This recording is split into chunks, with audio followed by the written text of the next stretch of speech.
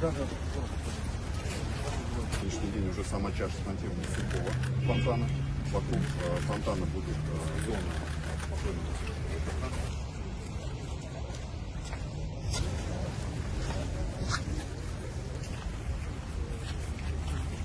Сами элементы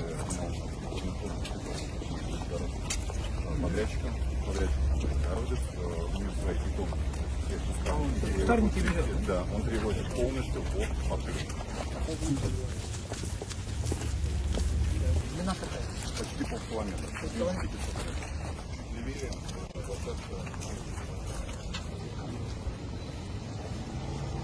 Очень много людей живет вокруг, и где-то в праздники иметь возможность для какой-то площадки.